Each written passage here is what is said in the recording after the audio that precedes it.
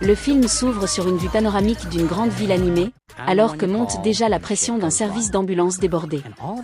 Le personnage principal, Rainn Wilson, Randy, est un ambulancier chevronné, marqué par l'épuisement professionnel. C'est son dernier jour après de nombreuses années à sauver des vies, face à l'usure, la relation parfois tendue avec ses coéquipiers ou les équipes hospitalières, et la prise de conscience qu'il n'en peut plus point son coéquipier, Lil Rel Howery, Mike, est plus jovial, fait de l'humour pour supporter la tension, mais lui aussi commence à sentir l'impact du métier sur sa vie personnelle. Leur superviseur, Yvette Nicole Brown, Shanice, décide ce jour-là de leur adjoindre une stagiaire, Aimee Carrero, Jessica, afin de voir comment se déroulent les interventions depuis le véhicule d'urgence. Dès les toutes premières minutes, le film plante l'ambiance, sirène, départ en urgence, appelé « Code 3 » dans le métier, attente avant l'arrivée à l'hôpital, interaction tendue. Le spectateur comprend que même, une journée ordinaire, pour ces ambulanciers sera loin d'être tranquille. Randy, sachant que c'est son dernier tour, oscille entre un désir de bien faire et une lassitude qui monte. Lors de leur première course, un appel à « Code 3 », signal d'urgence maximale, les conduit dans un quartier difficile où un adolescent a été victime d'un accident de trottinette électrique. Randy se souvient de ses débuts, de l'adrénaline qui le poussait, mais aussi de toutes les fois où il s'est senti responsable d'un patient qui n'a pas survécu. Jessica, la stagiaire, est confrontée à la réalité brutale, bruit, sang, anxiété, colère des familles. Elle demande des explications, remet en question certaines décisions. Mike, de son côté, essaie de détendre l'atmosphère, mais on devine derrière le sourire un stress latent. Le film joue sur la tension entre l'ambulance, l'hôpital, les familles et la hiérarchie. Alors que la journée avance, Randy reçoit un appel personnel, son propre père est hospitalisé, et il hésite à laisser tomber l'équipe pour aller le voir.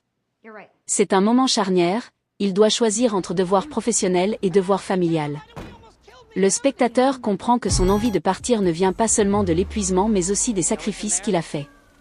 Jessica, plus touchée, est confrontée à une victime qu'elle pourrait reconnaître une amie d'enfance, ce qui renforce son sentiment moral, mais aussi son doute. Mike, de son côté, commence à envisager à son tour de changer de métier. Le point culminant survient quand un accident de bus provoque de nombreuses victimes dans les rues de la ville. Alors que Randy, Mike et Jessica arrivent sur les lieux, la pression est maximale. Randy prend le commandement, répartir les victimes, décider quel patient part en hélicoptère, gérer l'incertitude. Dans cette scène, le montage est rapide, les plans courts, l'adrénaline palpable. Puis vient le moment de vérité. L'un des blessés est un enfant et Randy, après l'avoir stylisé, se souvient de son propre fils qu'il n'a plus vu depuis longtemps. Il craque. Jessica prend l'initiative et rassure l'enfant, Mike l'aide. Randy s'éloigne quelques secondes, respire profondément, comme pour dire « ce sera ma dernière fois ». Il réussit à sauver l'enfant, mais pas tout le monde. Le film ne livre pas un happy end absolu. Randy réalise qu'il ne pourra pas continuer ainsi. Dans les scènes finales, Randy remet sa plaque à Shanice, dit au revoir à Mike et Jessica. Jessica, maintenant plus formée, prend un appel avec une assurance nouvelle. Mike accepte un nouveau poste dans une unité moins intense.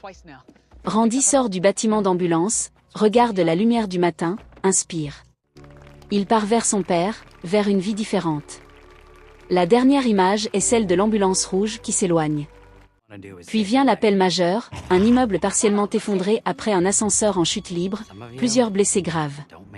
Randy et Mike arrivent sur les lieux, coordonnent avec les pompiers, sécurisent les victimes. Jessica est impressionnée mais aussi perturbée, un enfant coincé, une mère inconsciente, le temps qui s'accélère. Randy, en tant que pilote de l'équipage, doit décider s'il transporte immédiatement ou attend l'équipe de trauma à l'hôpital. Il choisit de faire le départ immédiat, choix qu'il remet en question tant la scène lui rappelle toutes celles où il a échoué à sauver. Puis vient l'appel majeur, un immeuble partiellement effondré après un ascenseur en chute libre, plusieurs blessés graves. Randy et Mike arrivent sur les lieux, coordonnent avec les pompiers, sécurisent les victimes. Jessica est impressionnée mais aussi perturbée, un enfant coincé, une mère inconsciente, le temps qui s'accélère. Randy, en tant que pilote de l'équipage, doit décider s'il transporte immédiatement ou attend l'équipe de trauma à l'hôpital. Il choisit de faire le départ immédiat, choix qu'il remet en question tant la scène lui rappelle toutes celles où il a échoué à sauver. En route vers l'hôpital, l'ambulance est bloquée dans un embouteillage, sirène hurlante, voiture qui ne dégage pas, tension qui monte. Jessica panique. Mike garde son sang-froid, explique les gestes, les protocoles. Randy repense aux nuits sans sommeil, aux appels qui n'en finissent pas, au visage des patients. Le film use de flashbacks brefs pour montrer son passé, un patient qui meurt malgré tout, un collègue qu'il a perdu, lui qui a raté un appel qu'il aurait peut-être pu anticiper. À l'hôpital, les choses empirent, le médecin-chef, joué à Rob Riggle, les presses, les culpabilise, les équipes sont surmenées. Randy se fâche quand on lui reproche un délai qu'il n'a pas pu maîtriser. Jessica tente d'aider mais se heurte à la rigidité du protocole hospitalier.